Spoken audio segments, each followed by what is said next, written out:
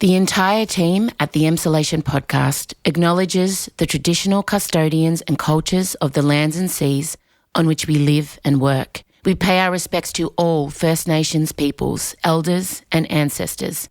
We acknowledge that sovereignty was never ceded and stand in solidarity towards a shared future. I personally want to acknowledge the traditional custodians of the land on which I record this podcast every week, the Wurundjeri people. I recognise their continued connection to the land and waters of this beautiful place I call home. Always was, always will be. I've become the vagina lady. And Michael Lucas. Me saying to you that Beyonce has done a Whitney tribute is basically me going down on you. This is Emsolation. I dispute the theory. Why? And what the reason? What are your facts? I don't care for them. You're in Emsolation.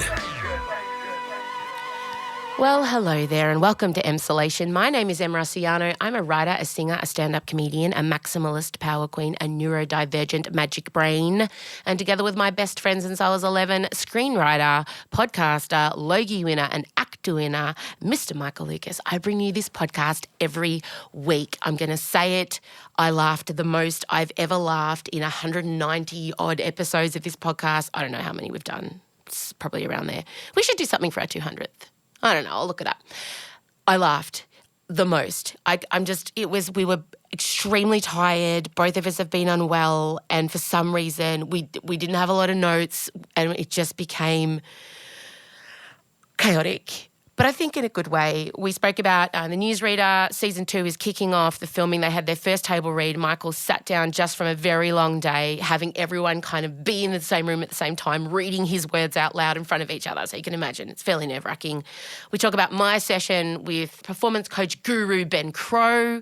He, of course, looks after Ash Barty and a bunch of really impressive people, but you would most know him from his work with Ash Barty. He's helping me with my press club speech. We then roll into my obsession with Love Island UK. And we also talk about our disgust at Australian Idol's casting conditions. Idol's coming back and they've got one caveat in there that's made me really mad. So that's what you've got to look forward to. How are you? I have got the flu for the second time or a really bad head cold, one of the two. I just feel like I cannot get a break on the health front. But it's fine. It's fine. I'm going to power through. What could go wrong? But I have been trying to start this speech, so that is why I had this session, and I'm going to be doing more sessions with him, but I am feeling better about it. I also want to let you know that the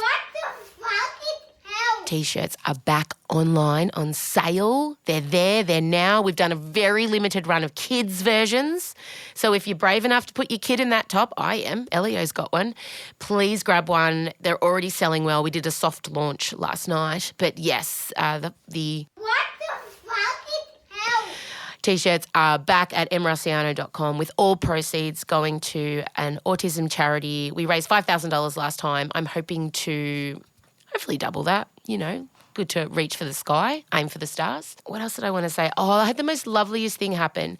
Elio watches Play School, obviously, and his favourite presenter is Michelle Lim Davidson, who plays Nolene on the Newsreader, obviously. So today Michael was on set with her and she pulled a Humpty soft toy out of her backpack and Michael looked at her and said, and she said, no, it's for Elio. And then she sent the most wonderful message for Elio. It's a bit noisy in the background, but you'll be able to kind of get the gist of it. Here's her message. It was a video message. Hi, Elio. It's Michelle from Play School. Look what I've got you. Your very own Humpty Dumpty. Hope you look after him well. Hi, thanks for watching the show. And the look on his face, he asked to send a message back. This is what he sent back. Go. Taking Michelle, taking.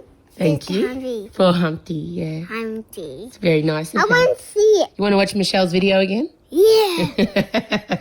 And I've played Michelle's message to him so many times now that he can word perfect recite it. He can lip sync Michelle Lim Davidson's message. So I know Michelle listens to the podcast, so Thank you so much. It was so kind and we feel very special and, lucky that you're working with Michael Lucas and this was able to happen because we know not all kids get personalised messages and toys from their favourite play school presenter. My favourite play school presenter was John. Remember John? And I feel like if John were to send me a gift, it would have perhaps been like a pack of ciggies and a 6-pack of VP. I love John and Benita. John and Benita and Noni. That for me, and I feel like that explains a lot about me, that was my early childhood education was John cracking jokes, cracking secret dick jokes the whole time. The amount of time John would mention his sausage. And every sausage is going to be a different colour. Now, Look at that. Oh, yes, let's move those things out of the way. Long and thin. That's a whopper. And Noni would crack up. And now, look, it would be inappropriate, but it was hilarious when I was 5. So, that was a nice thing that happened today that I wanted to let you all know. I think that's all I have for you. I'm on the project tonight. If you're listening on Thursday with Tony Armstrong, Australia's boyfriend, I'm very excited. Then I don't even know. I've got Lucy Durak's 40th this weekend. Michael and I are going. We've got to dress up as something that brings us joy. I don't know. We can't figure out what that is. I don't know what to dress up as. So it could be so many things. But that's what's really just been going on. And I'm going to start on that bloody speech, gang. All right. I will leave you. What's to come? I know I say this every week, but this is so loose. we were overwrought toddlers, essentially. But I think you'll walk away with lots of new TV show ideas because we pitched about 10 new ones. Any network execs, if anyone's listening who owns a network or a production company, get in touch. We're full of them. We've got so many good ideas. All right, that's it. We'll bring it in. Play the music.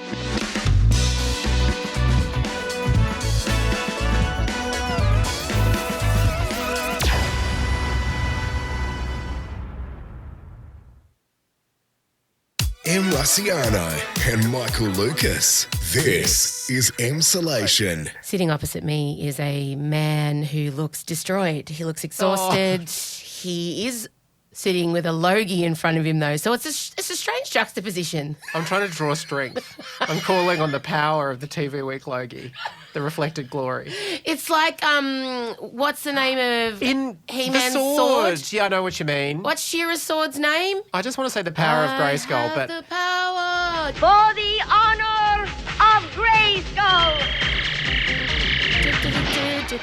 There must be a name for the sword. I do know in Supergirl it was the Omega Hedron, but that's a whole different thing. The Omega Hedron. I've always remembered it. Sword of Protection. Oh, that's unoriginal, isn't Thank it? you. Oh, is that all it was called? That's so stupid. I want something like Do you Excalibur. think maybe if we revisited this show it wouldn't live up to the heights that we I have reviewed with rewatched it. Really? I own the entire She-Ra box set. Yeah. And all the figurines. She-Ra was unsurprisingly my favourite too. I always wanted her and He-Man to hook up. But aren't they related? Correct. Didn't stop Are me. they cousins or siblings? Brother and sister. Yeah. Doesn't matter. Whatever.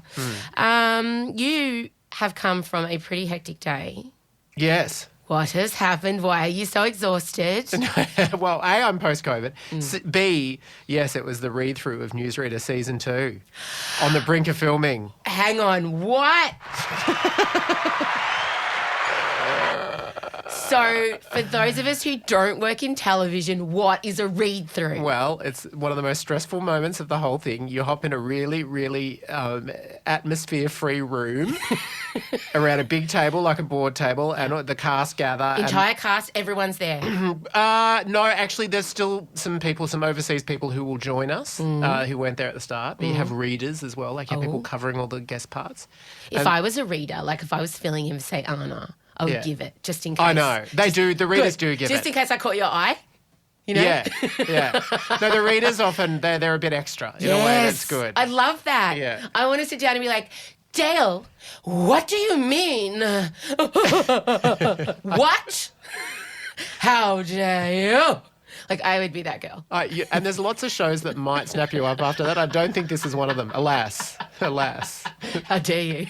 Yeah. But it's incredible. Weirdly, it's very nerve-wracking for the cast. And it's also nerve-wracking for the writers. And everyone, at the start of it, you're like, why are we doing this, guys? Like, why? This is just intensely nerve-wracking. But then we settle in and then everyone's like, oh, we're back. We're back. We're good. Okay, so how did it go? It was good. It was really good. I mean, mostly it's just fun. Second seasons are fun. because you've won everyone over. You've won everyone over. You know what they sound like. So it's not like you're sitting there and everything going, what, this character sounds like this. You knew what they were going to sound like. And you walked in, sat down and popped the Logie in front of you. So, like, if anyone has any criticisms, you're just going to talk to... please direct them to this guy. To this little silver man. I was going to say little gold man, but so it's silver. Did you have an issue with your line? If you could just direct it to the Logie. Just the Logie, thanks. Yeah. And what do you think? Sorry, I just want to ask. Sorry, what was your problem with that line? Oh, here, just tell the Logie. Here you go. I should never be allowed to run. It was better than that because we had the Logie and then we also had the actor. But then in addition to that... Well, the actor could injure them. You could threaten to decapitate them with the actor if they have an issue. You stab them in the heart. You could. And we also won Acting Ensemble Award from the Media Entertainment Arts Equity or whatever. And that one looked really weird. To be honest, it looked like a sex toy. Good. I was just going to say, we're lacking a dildo. I mean... I think the Logie would suffice. Oh, the Logie would do damage. You'd get it in, you'd have a false sense of security. You think, oh, this is feeling nice. It starts good, but and then the boom. square bit, fuck, you've lost a kidney. Like, nah, you wouldn't be shoving a Logie up your ass. That's no fun. I didn't say ass necessarily. One of the holes. Yeah, sure. Of course we ended up here. So, all 6 eps read through? No, we only did the first 3. It's just that in itself was 3 hours. So, then we needed to recuperate. And when am I required for my table read? Look, I don't know. Are we allowed to tell everyone I've got a role in the second season? Well, look, we just did. I know, we just did. When we say role, no. But will I be required to come in and sing in front of the cast? And don't give away anything. Be quiet. I would just come in and sing anyway if you needed me to come That's and perform. That's true. She could have been just, but yeah, sure. Do I? You can be a hype person. For the thing that I'm doing for the thing, yeah. will I get to do a rehearsal? No. Oh. No, sorry. What about a costume fitting? Yeah, maybe. Yes. Maybe, I think. It might have to rock. Anyway, let's... He's so nervous. All right, well, that's exciting. And so you didn't sleep much last night? No, it was all right. You're all right. Yeah. Okay, good. All right, good. Okay. We all have big days, to be honest. It wasn't just you. I, yesterday, had a 4-hour marathon session with the man responsible for, partly responsible for Ash Barty's Wimbledon comebacks, for Andre Agassi's US Opens, for other sporting people that I don't know that are very big deals. Are you moving into Grand Slam tennis? Because it would be a hell of a story. Well...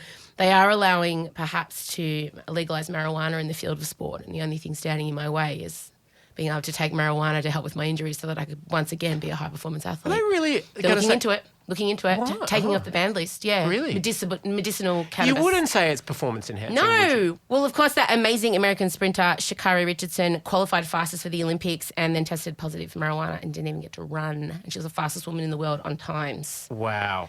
And why did she take it? But just was it? Because it's legal where she lives. Right, bit of fun on the side. Got it. Well, no, maybe it's so she can train, because it decreases pain and inflammation and all the things. So why am I talking about marijuana? Oh, yeah, so this dude, he is the real deal. His name's Ben Crowe. A lot of you know him. A lot of people have recommended him to me, and I have been stalking him for 3 solid years. I heard him on another podcast called The Imperfects. I know that podcast. And I listened to him on the ABC in Conversation. He also was interviewed by Lee Sales last week. You really have been stalking. I've been stalking. And I finally, on Friday, I had contacted him about 6 months ago, and then I ghosted him. All right, okay. I ghosted this incredible... Treat him mean, keep him keen. I just freaked out because I didn't expect him to say yes. I flippantly got his phone number from a mutual friend. And I just sent out a text one day. I'd had a coffee and a stimulant at the same time, which is a lethal combination for me. Anything could be possible. If you want to get me to do anything for you, wait for about 11 a.m. when stimulant and coffee hit at the same time. Good to know. I'm bulletproof. I'm invincible. I can't say no. So I just flicked out a text. Oh, hi, Ben. I'm da-da-da-da-da. I'm going to read it to you. It was the most hectic text. Listen to this text message I sent him. This is the beauty of a podcast. Searching for Ben Crowe. I can't believe I'm going to read you the text I sent him. Here we go. Oh, Hi, Ben. It's Em Russiano. First of all, congratulations on the Open. This was the day after Ash won the Australian Open. Good you hit him on a low traffic day. Ash is so bloody impressive. Please tell her I said hello and then I bow down to her general awesomeness. Okay, I'm reading this out loud to you now and I don't actually remember all the things I said. No, it's chatty. You're forging a bond. You didn't misplace my message. I deleted it. Oh, so I had sent him another message, obviously, before this, and he responded, but he didn't respond straight away, so I thought he would was thinking I was ridiculous. So this is our third interaction. I initially sent him a message. He didn't respond for a week. Yeah. And so I deleted the message out of Instagram because you can do that. Yeah. And he said, Em, I'm sorry I misplaced your message. And this is me saying you didn't misplace my message. I deleted it. I felt embarrassed that I'd bothered you. Okay, so I'm going in, right? Yeah. This is what got me across the line with him, though. I have fairly extreme rejection sensitivity dysphoria and low self-esteem. So going into performing wasn't the greatest choice. So I tried to make it though as it never happened, but fate seems to have stepped in. I'm based in Melbourne. I'll fit around you. I hope you're recovering from a ridiculous hangover. I'll await further instructions. Thank you, Em. And then he texts me back. He's like, let's do a Zoom next week. He didn't write, Em, I can see you need help. So on Saturday the 5th of February, he said, let's catch up next week. Oh, okay. And here we are. We're in July. Thursday, yep. Yeah. The 30th of June. Yeah. I respond, hi, Ben. First up, apologies for it almost being July. And I'm just like, I'll get to it. I've got a National Press Club address on August 24th around being neurodivergent and my career and how hard it was to get diagnosed, blah, blah, blah. It's a big fucking deal and I'm paralysed with fear and I don't know how to be all the things I need to be. I don't know where to start. I know you're busy. You may not even want to talk to me. Let me know. Hope you're well, Em. He takes me straight away. Hey, Em, I can help you. What are you doing Monday? Short sentences, very clear. He got it. Yeah. And I'm like, all right, I'm coming. So I turned up to his office. Can we just say, so he's a performance-enhancing... Guru. He's a guru. He's been he consults to presidents. He sorts out your head. Prime ministers. Yeah, he's a high-performance coach. So he deals with people who are in really high-pressure situations, like the highest you can think of, say a Wimbledon Grand Slam final, and make sure that they're able to stay in a headspace and show up. You know, Ash very famously stopped tying her self-worth to the results in her games. And anytime she would be in a press conference, she'd be like, yeah, it's just tennis. It's not who I am. It's what I do. He can teach you how to do that? Yeah. I need to see it. Correct. He unravels your identity from your skill and teaches you how to walk through life Tefloning the things that happen and just giving your best. Would you approve of someone holding a Logie in front of them, literally clinging to their one achievement as I'm moving it aside? No, put it in front of you. It's good. So, yeah, he's incredible. And I showed up at 4:30 and I'm thinking, it'll be an hour. I walked out of there, done a box of tissues, 7:45. Wow. 4 hours. How did he elicit the tears or did they just come? They just came. Did he just sit there looking at you, asking questions? He asked me questions. He asked me questions. No one asked me questions except you. And the first thing, I sat down and I was doing all the things that I normally do. I'm overcompensating, right? And I sat down and he sits opposite me and he's in this beautiful brown linen shirt and really brown chinos and Rossies, weathered, man of the land, very natural. Colours. Yeah. Crinkles around his eyes, great glasses. How old? 53. Okay. Yeah, in the sweet spot, everything you want, okay? Yeah. Lightly tanned forearms with sleeves rolled up. Yeah. And we just sit down opposite each other and he's just the first thing he said to me was, tell me your story from your earliest memory to No wonder now. it was 4 hours. Well, didn't she fucking settle in? I was born, I swear to you I said this sentence. I was born on Thursday, the 1st of March at 6 p.m, 1979. And then He just quietly cancelled his dinner plans. Sent a little SOS. Honey, I hope I'm back by tomorrow. By hour 4, he did keep saying, I'll let you go. I'll let you go. So I told him my story. He made all these notes. And I won't go into everything, but basically I've gone to see him because I have felt paralysed in my career. I have had writer's block for 2.5 years. I'm 5 years behind on my novel. I find it very hard to front up now because I realised with him, I don't know who I am. So there's stage M, there's the various machinations of me, incarnations of me, not machinations. But I'm turning up to do this speech and it's not a performance. It's not a character. I'm not in a leotard. You don't know who to present. Don't know what the world wants of it. Thank you. You. So his job is to help me figure out who to present. Who am I? And, you know, we had to do this. And the one thing I'll tell people from this session, because everything else is just, it was a lot. But he said to me, you need to figure out what your superpower is, what your well is that you draw on. So when you're on your knees in life, what has been the thing that's got you through? Can't say alcohol, can't say bad TV. Like, this is serious. I can't say those things. Like, he's like, no, when you are literally, like, and he made me say, he's like, when was the last time you really felt you're on your knees with life? And I said, when I was, like, driving home from the hospital with my 16-week baby in a container. I'd had to have him removed. We'd lost the baby. And I said, that was, like, that's still right now, like, the worst time I can think of. Like, I felt just fucked. And he said, well, you got you through. What? And I started with, well, I mean, I compartmentalised it. Like, I just thought it didn't happen 2 weeks later. Yeah, still that up. Put it in, yeah. But he's like, no, like, what is your, and I talked about it, and he said, I told him, well, I talked about it with other women. I wrote about it. I did a stand-up show about it. What helps me survive is, he said, and then he finished my sentence, it's like being vulnerable. And I said, what? He goes, being vulnerable is your superpower. It's your well. And inside your well, when you go to draw, you draw on your vulnerability. I'm like, oh my God, what? And I'm like, he's like, so when you show up for that speech, that's what you're going to draw on. You're going to be vulnerable. And I said, I can do that. I know how to do that. I overshare all the time. And then the other thing he helped me realise, that he makes you think back to your earliest, happiest memory. So if I said to you, like, without even thinking, it can be when you're 10. Like, it doesn't have to be when you're 2. What is your earliest, happiest memory? Like, when you really just, in the moment, you were just so content.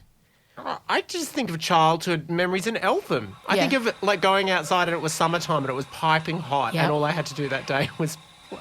Yes. And how did you feel? How would you describe how you felt in those moments? I just felt giddy and excited and content as well. I don't know. Yeah, and like light, right? Yes, it was literal light. It was hot. Yeah, but also you didn't have much to worry about. No. So I had to go and grab onto that. What was yours? Cooking with my grandmother. Oh, yeah. And one particular time, my mum's mum, Denise, she came over and she had her head in the oven and I accidentally turned it on and blew her eyebrows and eyelashes off. Okay. Just when you come around, one time I came around and my grandmother had her head in the oven. It was... Oh, no. This is your light? She okay, gotcha. cooked with me. She would come every holidays because Mum worked and we would cook. That was her thing. She was CWA, incredible woman. Everyone knows my love for Denise. And I just remember we'd sit in the kitchen, I'd be up on the bench licking all the bowls and spoons, but one particular afternoon she put her head in because the oven wasn't lighting. We had one of those old 80s stoves that you had to... And I managed to get it going and then across her face. And she came up Singed and she eyebrows. said, Amelia! And she was blinking, looking at me, and she was bald, Jerry, bald! It was just here. And I just said to her, oh! And she's like, what? And I said, Nana, I'm so sorry. And she went and looked in the mirror and she just cackled like that. She had the most musical, beautiful laugh. And then we were giggling. We went down to the local chemist to try and find a grey eyebrow pencil to draw them back on with. And then her and I were trying to get the eyebrows even in the mirror. This is very foundational. And it was just, I just remember we were killing ourselves laughing. And I said, that's my earliest, happiest memory. It would have been around 8. A love of drag was born, and possibly also a determination when you hit teenage years to remove your own eyebrows. Yes, exactly. And so he said to me, okay, so those ways, how did you feel? And I said, I felt light and loved and fun and like I was part of something. And he said, well, those things that you've said are part of the foundation of who you are. I said, oh. He said, yeah, they're the things that you feel within you, and when you're at your happiest and easiest, that's the person you'll bring into the speech. That's you. You're vulnerable, you're loved, you're happy, you're light. Like, and I'm just sitting there going, fuck, like, you're good, man. He's fucking good. So that Did you was, say to him, what was Ash Barty's happiest memory? he's extremely Very professional. discreet. He's so discreet. Of course he is. He did drop a few little Ash Barty nuggets, but I'd already read them all. Like he knows the things that it's already out there. He didn't give me any exclusives or scoops. He's Okay, very good. right, yeah. So I'm very lucky that he's chosen to work with me. And How many sessions do you do? as many as I need. Wow. What a guy. What a guy. Anyway, that was my session. Okay. Wow. I know. Have you started writing? No. Of course not. I'm like You will. I can feel it. I'm Coming. It's rising. Yeah, the next session we begin. But this session, he needed to help me crack into the person that is walking up to that podium on August 24th and standing before Australia, who is that M. Because I don't know her, but I'm going to get to know her and accept her for who she is and not try and overdo everything and impress people and prove myself and be a perfectionist and people pleaser. He also said to me, stop letting people interfere with you. Stop letting people's moods and tones and actions, you give people too much power. Feel responsible for everyone else. Fucking hell. He's like, he said, here's your mantra, not my life task. Get it tattooed on your body somewhere. Not my life task. Did you say to him, could you come to my home with me? Oh, yeah, don't worry. When I got home, Scott's like, how'd it go? You're like, Well. sit down.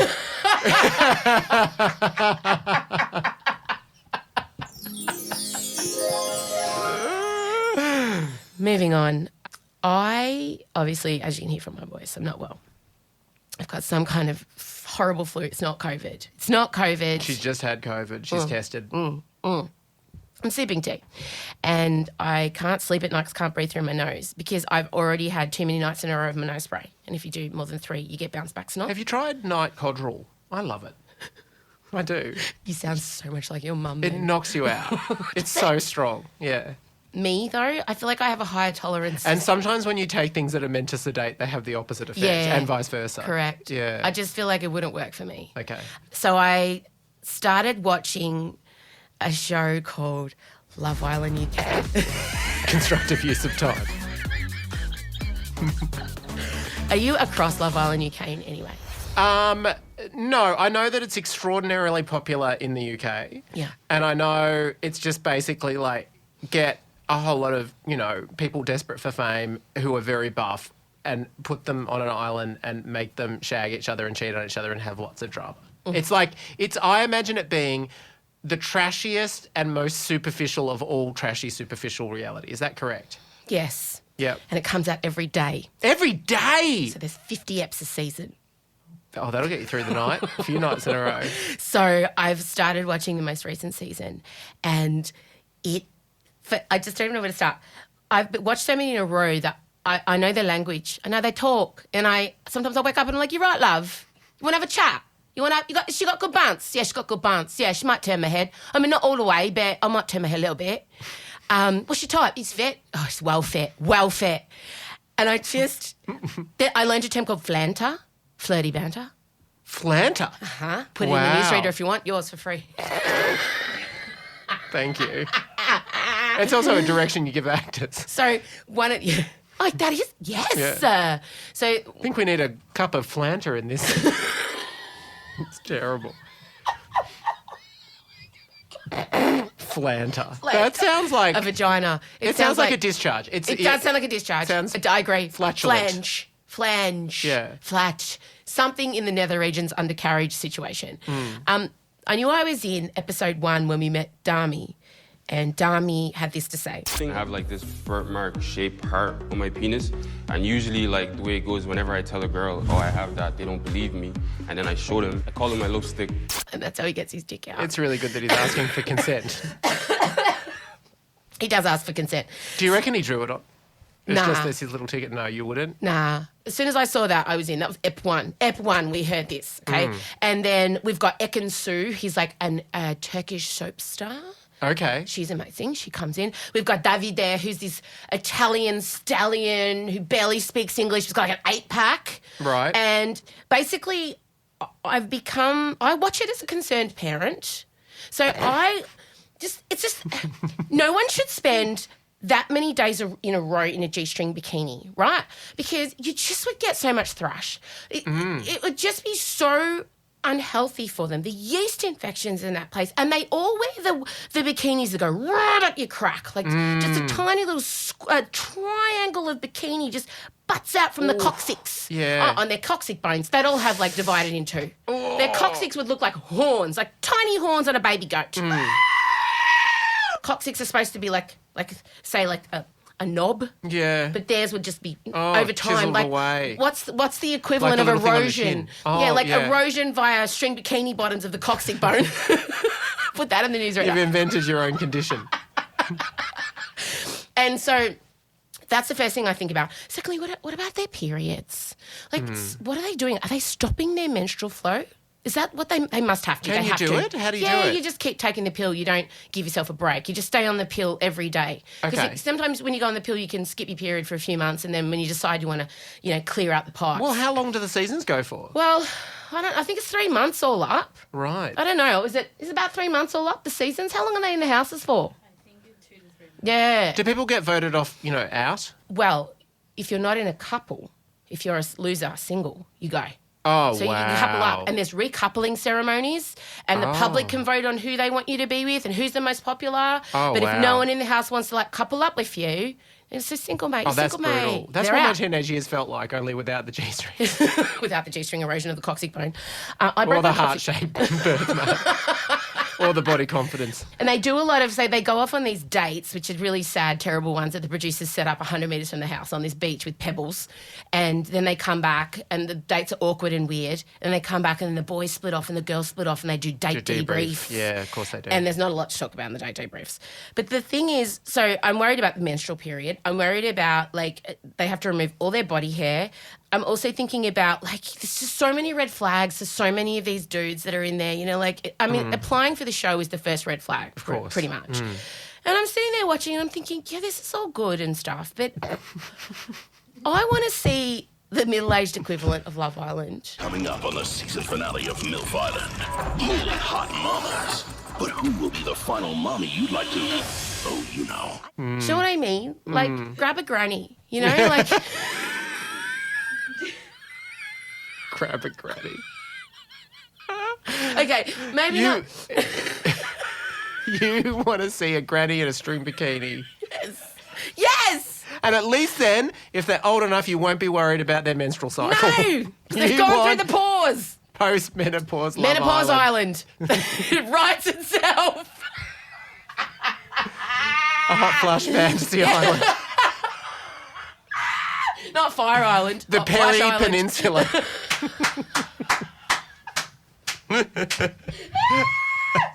Yes, this is what I want to see. Right, I want to see jaded, 45-plus, paunchy dad bods, mum bods. Muffin tops. Oh, so many just hair on the back. Stretch on the marks. all of it. Cellulite. Unpainted toenails, the lot. And I want them to be given white wine at 4 o'clock in the afternoon and asked about their earliest, most unhappy memory. I want baggage. I want to know, I want to hear about all their exes and why they're so sad and why they're angry. I would watch the shit out of this show. Also, when was the last time a woman over 45 has had a fucking holiday? These people are all 20. They don't need it. Give a broken down single mother of 6 a break on Menopause Island. Yeah. She'll fucking go there. She'll live her best life. Who are the wildest people at wineries? It's true. You would know. 50-year-old women. Yeah, all your shows. They're wearing Skechers because they've given up on laces. They piss their pants, as I've seen. They vomit, as you've seen. They vomit. They mudslide with their plastic raincoats. That's I've right. seen that. The worst behaved women are the ones who have nothing less to lose. It would be great television. Oh, my God. Yeah. So I'm watching Love Island going, yeah, this is great and all. I'm really I'm desensitized to hot bodies too. Yeah. There's 2 guys at the gym and one of them's got like an 8-pack and the other one's got like a 6-pack. And I'm looking at the guy's 6-pack going, You start to find it repulsive after a while. oh, it is. It's like rubbery. Yeah, They're shiny. I remember, They're always shiny. Okay, I'm going to drop a huge name. I was on set for a whole day when they were filming Australia, and it was when Hugh Jackman was doing his like water down. Remember that when it all goes down? And the weird thing was, after like hour 5, you start to become repulsed by it. You can't be serious. You just see all those abs, and you're like, this is not having the effect that it's supposed to be having. There's a limit to how much you can handle, and I have the same reaction when I watch those shows. That's how like I feel. That sort of thing. You just sort of like, it's nothing to me now. Yeah, I'm not thinking about porking them. I'm worried about the yeast infections. And how do these boys not get erections in those Speedos?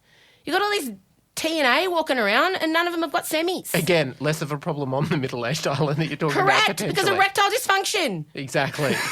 Also, the weird thing is, why don't they do more middle-aged reality? Because every time they do put people, like Susan Boyle. Can we, wait. Superstar. Australian Idol. Yeah. While we're in this field, you brought up Susan, they have put out a casting call. Oh, hang on, wait, sorry. Guys, we've got to go away, got to put an ad in, come back, blah, blah, blah, see you soon. M. Russiano and Michael Lucas. This is Emsolation. Tired of seeing young, hot, happy people succeed on reality TV shows? I don't even need a bra. My boobs just sit like this. From the creators of Dilf in a Dungeon and Naughty Nanas comes a show that'll make you wetter than your night sweats. Menopause Island. Hi, my name's Stacey. I'm 49. I work at Coles. I'm a single mum of 4. I was told there'd be wine. When was my last date? Never. Because my ex-husband is a selfish asshole. Not even a bunch of flowers. What a... It's the penultimate perimenopausal paradise. Welcome to the change of life on Menopause Island. Sponsored by Viagra, Tena Lady, and Lily of the Valley Talc to mask the impending stench of female decay. Right, as I was ranting, Australian Idol casting, 15 to 28 age limit. Sorry, you fucking what? What? 28 is 28? crazy. What? Is that when the music dies? Apparently so. Is that over? Is that when you cease to be useful or marketable? I'm 15 years Mate, over the cutoff. I cannot. They are harsher than fucking tiki. Where's my over 40s no denim dress to impress Australian Idol? Where is it? I am so mad about this. Yeah. Because I want the other end. I want the people who were like great in high school, who had given up on everything. People I can relate to. I don't want people who are 18 with stars in their eyes thinking things are going to work out. Because I got fucking news for you, Sally from Sunshine. It gets pretty fucking bleak. I want Debbie from Springvale, 48. You want pain in the eyes. I sing when I'm sad. This is the song I cry to. And that's what I want. I want those fucking people. I am sick of seeing young, hard, stretchy, good-looking people have nice things happen to them. Fuck them. You want M. Rosiano presents Old Talent Time. What? Hello, Australia. Old talent time. It'd be great. It would rate. It would. Susan Boyle was like, I was in, remember? Oh, yeah, they were all developing drug addicts. It's just the same. They'd be prescription, though. More chance of a fucking career because you're happy to just get a job at the local pub singing fucking Cold Chisel covers. I'm not trying to get a TikTok deal. Oh, my God, who cares about TikTok when you're 48 and you might piss yourself when you hit the top note? You know what I mean? Like, fuck. That'd be the threat of loss of bladder control. Oh. Yeah, not too much touchdown as a splashdown. Exactly. But imagine, you know how, like, the main reason I made it as far as I did in Idol was because I had a great backstory. Imagine the backstories. Imagine the backstories of these broken middle-aged people. Like, where do we start? What's your earliest, happiest memory? I don't know because I'm 70 and everything's been pretty grim for 20 years.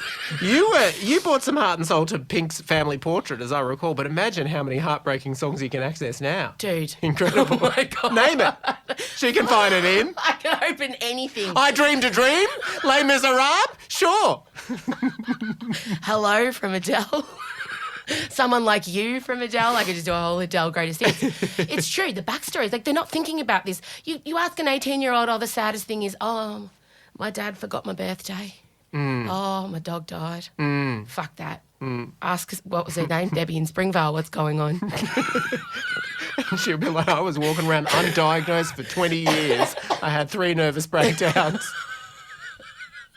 All I'm saying is, why does commercial television seem to think that no one counts past 28?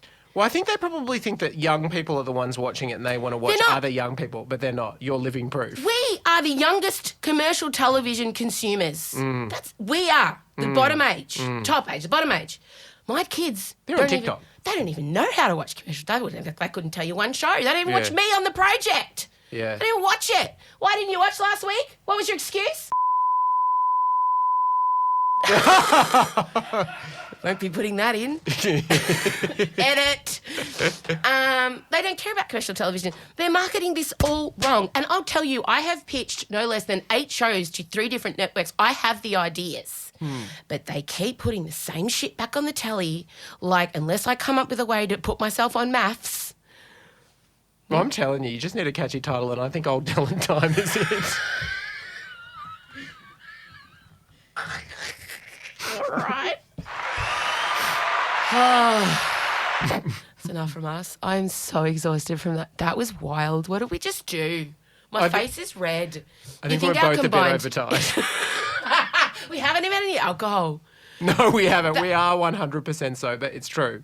It's true. All right. Well, that's it from us. What do I have to... I want to tell you... Oh, yeah, I'm on The Project tonight, if you're listening on Thursday, with Tony Armstrong, Stray's boyfriend. Stray's boyfriend. How exciting. And it is NAIDOC Week, so make sure you get involved. The whole theme around NAIDOC Week this year is allies standing up and showing up. So fucking show up. Chella will put lots of links in for you all to follow along with. Ben will put it in the newsletter. What's on for the rest of the week? Now you've done the table read. What happens now we start filming it. Really? Yeah, but I have to make every single change that everyone wanted. See, imagine... Okay, right. Okay, this is what I want you to do, all right? I am you. We're going to role play. Yeah. Okay, so an actor's sitting down and they've got notes for you. Okay, hi, Josephina. I'm the, what are your notes on your character? Give me a note, from another show that you've got. Nothing from I'm just feeling like my character in this scene was a bit Okay, I'll just stop you there. I actually don't give a fuck what you think. Do you see this, bitch?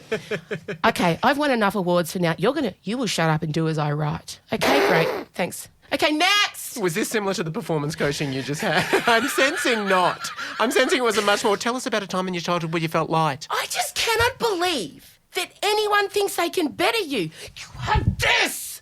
Yeah, no, it's, look, it's... Don't take notes. Hundreds of people. I want you to show up and thing. be like...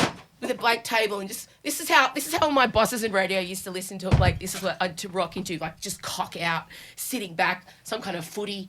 Like, I want you to be like this. Oh, yeah, what's your fucking problem?